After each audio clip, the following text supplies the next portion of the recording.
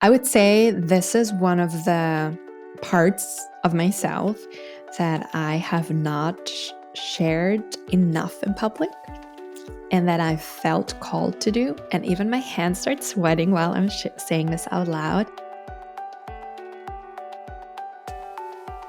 Hello, everyone. Welcome back to the Pro Stars podcast. My name is Sarah. I am your host, and this is the place where every life story and paw print has the power to touch your heart and inspire meaningful change. You guys, after my last solo episode, I received so many messages. A lot of you laughed, which I'm very grateful for. A lot of you also reached out to make sure that I fully recovered from COVID, which I can fortunately say it is the case. And many of you requested more solo episodes where I give life updates. So here I am giving you a life update.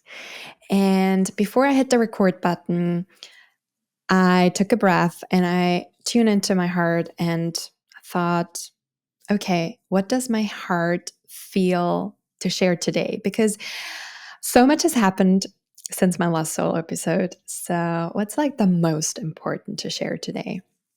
And I would say it is about embracing all my talents, all my gifts, and all my passions, and being multifaceted. We have had multiple conversations about this with various amazing guests on this podcast. And one of them was with Elena Dalinova. And she said something very beautiful. She said, there's not just one purpose in life, and we can have multiple purposes. And I've talked to many how it can be a struggle being multifaceted as well.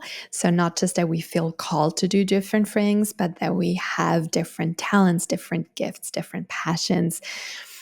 And it's been something I have struggled with for a long time. I would say especially till my mid-20s. And over the last years, I have found ways for me to embrace that I'm not just this or that. And I've shared this in an episode before, that it's something that I've always been part of my life. I remember when I was very little, there was a friendship book. And so you would have a book, you would give it to your friends, and they would fill in all the questions. And it would be like, what's your name? What's your favorite color? What's your eye color? Favorite cuisine? And back then I struggled to only put in one thing because the lines were like really short.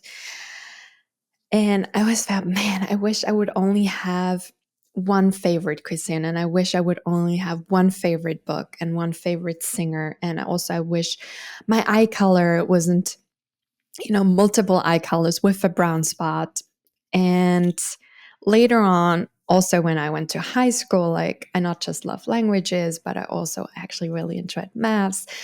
I loved being an athlete. I was a competitive golf player. So also that I was like multifaceted. And while growing up, I've always yearned for just being this one thing. And that was really difficult for me because even from like my DNA, I'm not just one thing. My grandmother comes from the Philippines. My granddad is from the UK, from my mom's side. My dad's side, 100% Austrian. But you can see like even that, like I am just colorful. I am multiple things. And yeah, so fortunately throughout my 20s, especially because of my coaching, I've come to the point where I'm like, you know what? It's not about finding one thing or narrowing it down to one thing. It's more about finding ways how I can combine everything I love, everything that I'm good at, all the skills that I have, everything that I'm curious and passionate about. And one of the many things that came out of this process is this podcast. And I'm very, very grateful and proud of this journey because I sat down and I thought, okay, I'm so passionate about sharing life stories and people's ups and downs, because I think when we share our experiences, we can inspire people, we can empower them, we can make them like feel that they belong, that they are not alone in this, and that it's normal to feel what they are going through. And then at the same time, I thought, wow, I'm also so passionate about animals, but how can I build this bridge? And then I thought, oh, very obvious. For years, I've been saying animals are one of the most beautiful, most powerful, and most honest teachers that we can encounter. So, this podcast is a manifestation of bringing not some of mine, but all of my passions together. And also, I love speaking and I love having a community and I love connecting, which I can with you, with the guests. And so that's definitely one of the manifestations. Well, but then last few weeks, I've been thinking more about my coaching. And I thought, wow, like I want to make sure, because the last 2 years I was very focused on purple stars, building the brand. And it's not just a podcast, but also, like building a community for our natural products, for the philosophy that we have. And there wasn't enough time for coaching. So I cut back down a little bit on that. But I feel like now is the time where I can hold more space again for my coaching. And for the longest time, I've always called myself a coach for high performers, because that's what I've been doing for 10 years, coaching, like some of the world's greatest athletes and then executive of Fortune 500 companies, some of the most talented creatives. But I've also done a lot of coaching in helping people with their health, particularly finding the emotional root behind their physical symptoms. And the more I have talked to people over the last months, like most people don't really know what a coach for high performers is. And also a lot of them don't consider themselves as high performers despite them being high performers. So I thought, okay, I want to like put a different title to all of this. And I came to the point that I will now call myself a health and mindset coach. And that was like the easy part. But I also thought, like, what actually makes me the coach that I am is obviously not the job description, but all the tools that I have. And one of the biggest gifts I've been given is that I work with healing practices. And I would say this is one of the parts of myself that I have not shared enough in public and that I felt called to do. And even my hands start sweating while I'm saying this out loud. But yes, I work with Chinese medicine. I work with chakra balancing, kinesiology, Japanese healing arts. I work with chakras. I work with tapping.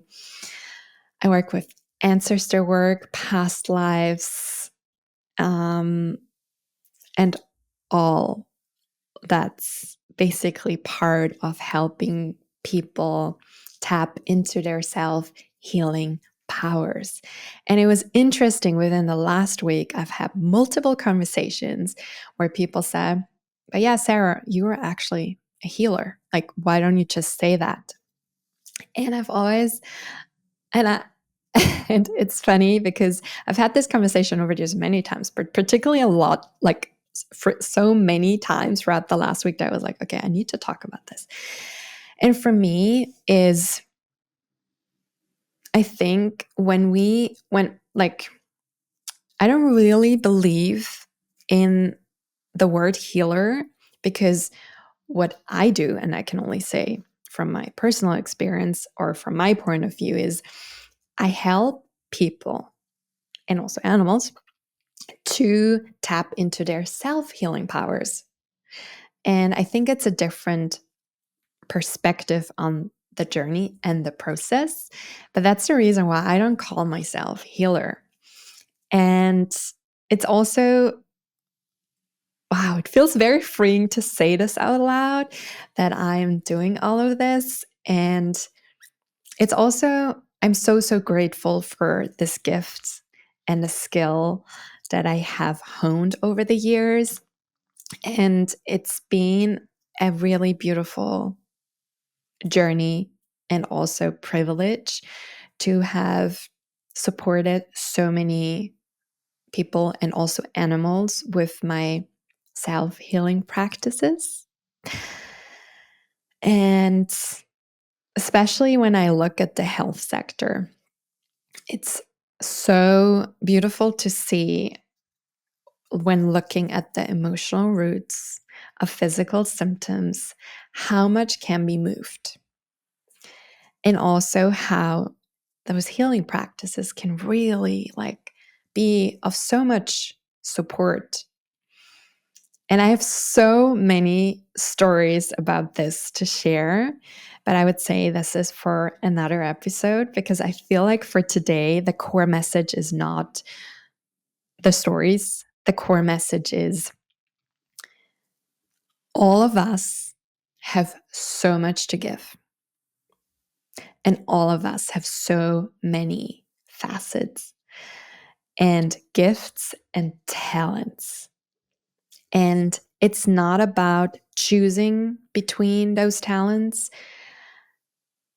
It's about finding a way where we can incorporate all parts of ourselves. And it is definitely a process. It is a journey, and it's something that really is evolving over time. But I think the more we have the courage to bring all parts of ourselves to the table, all parts of ourselves into, not just for work, but also relationships, friendships, any conversation we have, it allows us to feel whole. And even in this podcast, I've noticed, the more that I've reflected on it, there have been parts that I kept a little bit in the background. And I would say that's particularly the self-healing practices. Also, some parts of my spirituality and my faith. And I want to bring this more to the table. I want to incorporate this more. And the reason why is because it will make me feel even more whole while being on this podcast. And it also will give you the permission to bring everything to the table that you have inside of you, that your heart feels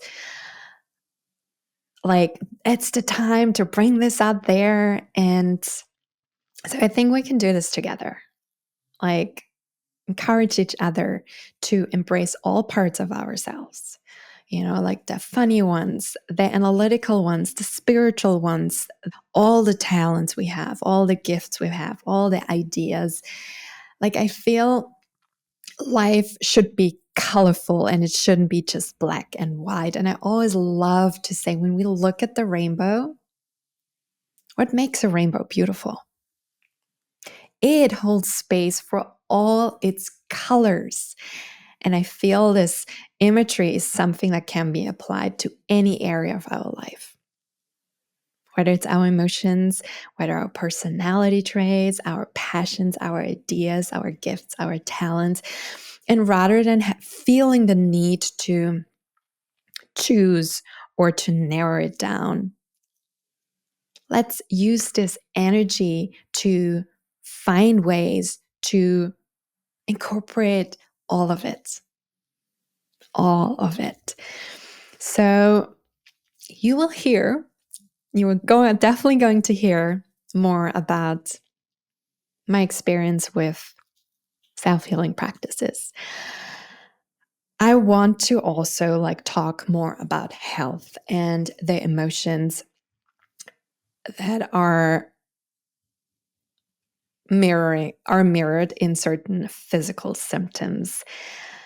How this can be something that's been recent or been within us for longer, or even generations, because I am such a big believer when we look at physical symptoms as well through the lens of emotions, there is so much that can be released. You'll also be hearing much more about Chinese medicine. I think there is so much we can learn from this ancient wisdom. So you will be hearing so much more about all of this when it comes to health, and also how we can cultivate a more resilient, solution-oriented, and focused mind, or better said, mindset, because I just think the thoughts of our quality really, really, really, really determine the quality of our life, our level of happiness, how much we feel fulfilled, how much we feel free, how successful we are, how many healthy relationships we have. It determines so much. And I also want to talk more about purpose, the purpose in our life, also how this can change, whether it's coming from the outside or the inside, how we can feel alive. So these are the things you will be experiencing so much more in this, particularly solo episodes. And I hope you're excited about this. I'm a little nervous, but also excited. But yeah, it feels good having shared particularly the part about the healing practices. And I'm also thinking I'm living now in California. If I'm not sharing it now, when will I? So guys, if you loved this episode, please share it with your family and friends, and head over to Instagram, send me a DM. I would love to hear about your journeys, about your experience, how it feels being multifaceted, also what has helped you to embrace all parts of yourselves, or maybe do you feel there are still some parts that you want to discover or that have been hidden because society might tell you that's not how it should be, or maybe some parts of your family are not too excited about it. Whatever your experience on this journey, please share it with me. I'm very, very excited. And thanks for tuning in. I see you next Wednesday.